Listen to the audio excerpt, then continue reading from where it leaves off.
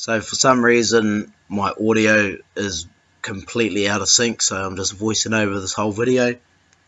So we're doing a 2007 Mitsubishi Outlander. We're just doing an engine flush and a pretty basic service on it. I got some engine flush, STP engine flush that I'm going to give a go. The reason why I'm using it is the last oil change, it didn't take as much oil as it should have, so there's sludge in there somewhere. So we'll see if it works. I just got the basic oil filter. I've got Penrite 10W40. 5W40 is recommended for the Outlander, but I've gone up because it's nearly done 200,000 Ks. Got some throttle body cleaner because we'll be cleaning the throttle body. Cleaned it a few months ago. That's where the throttle body is on a 2007 Mitsubishi Outlander. It's a bit hard to get to pull it out. It's not very hard to get to, just to give it a clean.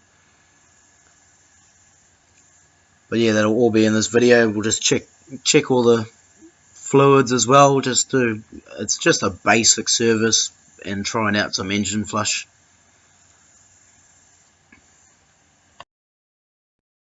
So you just add the engine flush straight into where you put the oil, straight into the engine. It says let it idle for 15 minutes at a fast idle, so I had it sitting at like 1500 RPM and gave it a few more revs just to completely get it through the whole engine. Most of the time I just let it idle at normal idle, and it seemed to work fine.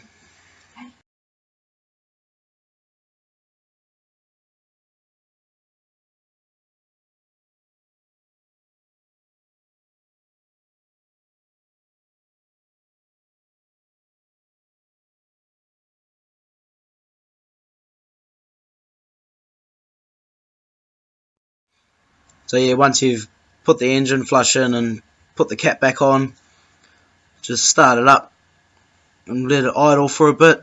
Give it a few revs, fast idle, whatever.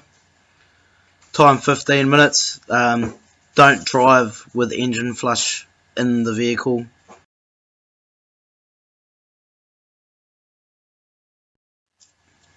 So once you've let it idle for 15 minutes, turn the engine off, drain the oil straight away while all the engine oil is hot. It's the best way to do it, was the only way to do it, get all the oil out.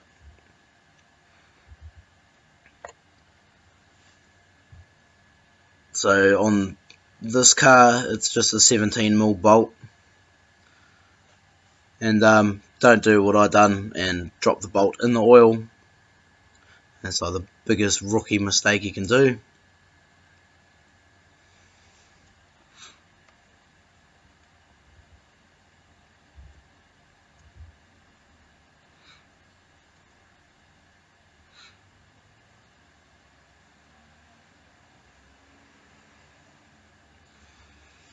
Will take a while to drain, just leave it there draining.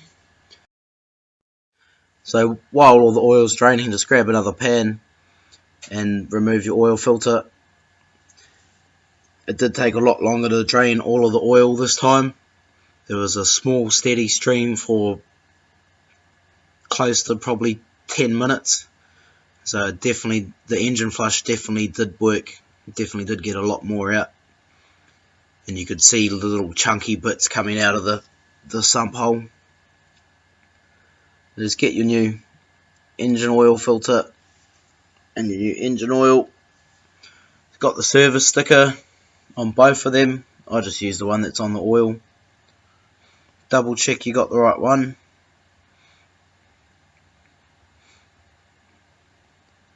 Where the oil filter goes to the block, and you just give that a clean with a clean rag. Just wipe off all the old oil and then get your new oil filter, 3/4 fill it with some brand new oil, same oil that you're putting in the engine obviously.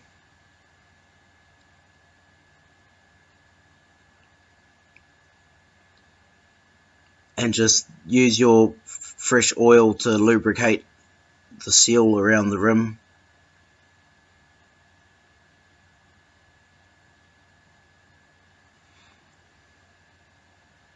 and then yeah, you're pretty much good to fit it. My oil's still draining. You will find that the oil will slow down draining, and then you take the oil filter off and actually more oil will come out of the sump.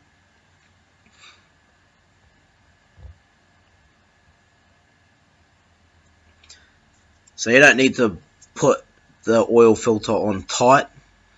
You don't need to use the tool for removing oil filters to tighten it up or anything. You just put it on hand tight and a little bit tighter than once you meet resistance.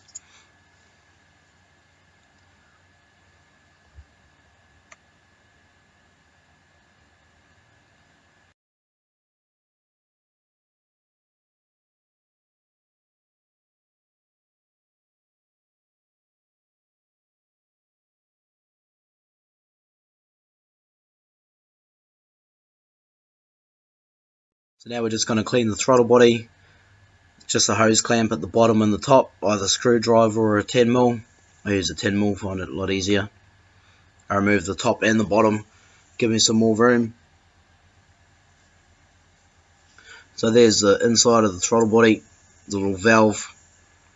You can see it's pretty clean. I only removed it and properly cleaned it like 3 months ago.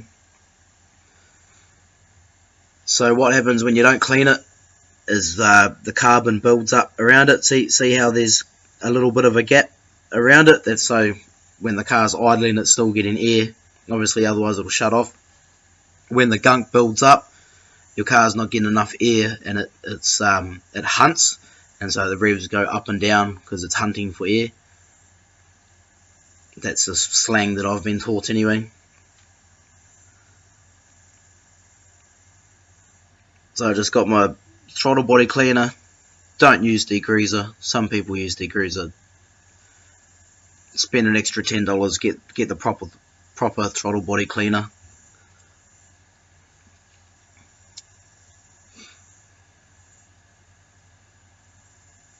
Trying to put the little spray attachment on and it doesn't want to go in.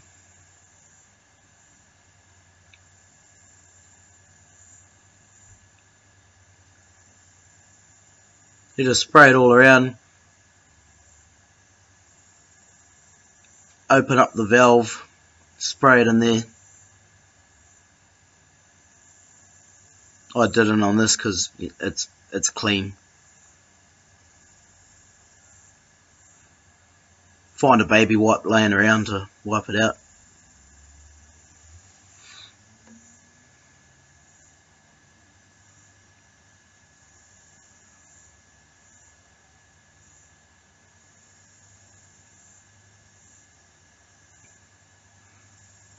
Yeah, just give it a good thorough clean. You can't really tell with this one, but the throttle body cleaner works absolute wonders for ones that are dirty. And now you just put everything back together. My oil's still draining out of the sump. That's how good this engine flush is working.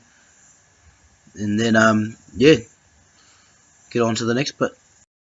So yeah, should have done this straight after the engine flush, but there will be some residue of the engine flush on the little lip where the oil cap goes, so just wipe that off.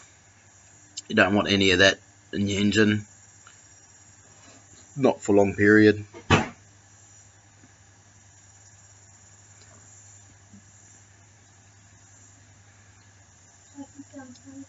And then yeah, grab your New Zealand funnel, good old milk bottle with the bottom cut out, fits in there quite good.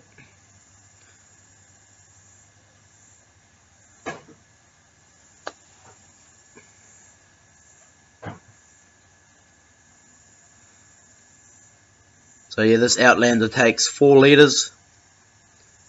Last time I put 4 litres straight in and it was way over full. I had to drain probably 300 mils out of it. So just do it little bits at a time. I think I put 3.5 in to start off with. And then check your dipstick put a bit more in, check your dipstick.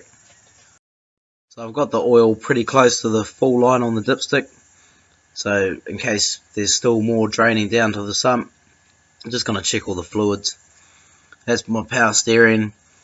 You can see the line there, that's not actually the line, that's not where the fluid is. It's like a burn mark.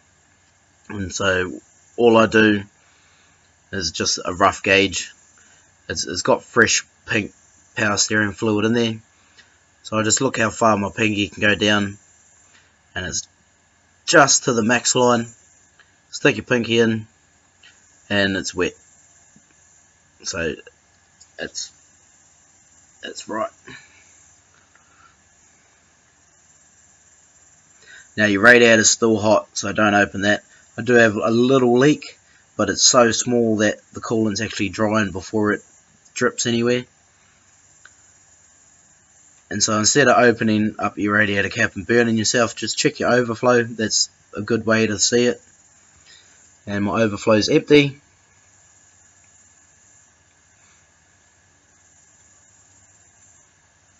I just use the pre-stone. It can mix with all other fluids, all colours, and I buy the one that's already mixed. And so just top it up to the full line on your overflow, and then when you take it for a drive the next day, check it again.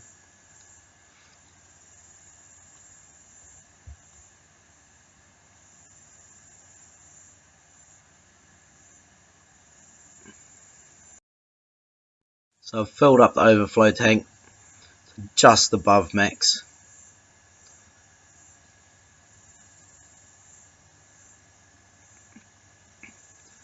Got your window washer reservoir. I know that's full. Don't just put water in it, actually do buy the stuff to go in there. Check your air filter. I need to replace the air filter on this car. It's pretty dirty.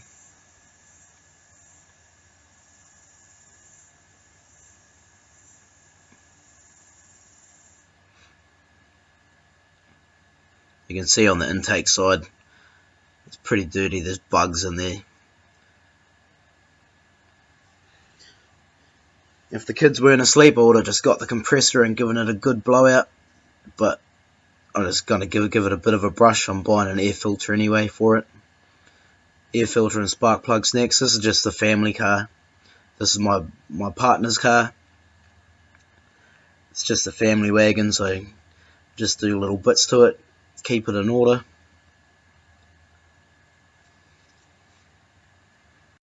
Put your air filter back in the right way. Check your battery terminals. Check your automatic transmission fluid. Mine's full, I already know that. I checked it, so I didn't bother checking it. And just double check that you've put everything back where you've undone it.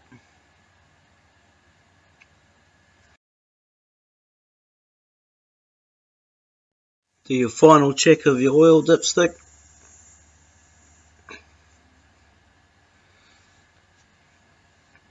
This time it took bang on 4 litres, so the engine flush definitely did do what it was supposed to do.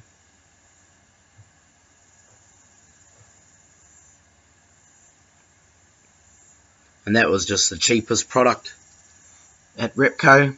There were more expensive ones. There's also one that you put in with your fresh oil and you drive around on it. It's completely safe. And then when you do your next oil change, it does an awesome clean. Heaps of contaminants come out. So normally when you use throttle body cleaner, the car is quite hard to start, and white vapor will come out of the exhaust, but because I used bugger all of it, because the throttle body was already clean, literally nothing come out, and the car started. As you can see, I've started the car, nothing's come out whatsoever. But if you do this to your car and it's a bit harder to start, don't worry, that's what it's supposed to do. So once you've done everything, just take it for a bit of a test drive. Make sure everything's running properly. And then check everything over once you get back home.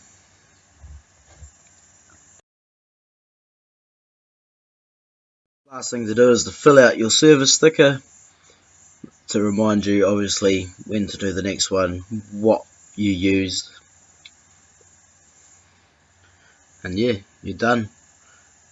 It's as simple as it is. An oil change, all it is one bolt. I don't know why people take it to the shops. It's not hard. Hope this video helped and wasn't too boring. It was a bit weird with the voiceover and, you know, all the audio not syncing up. Like right now, I'm talking, but nothing's coming out on the video. That's how it was on the video. There's no way I could leave it like that.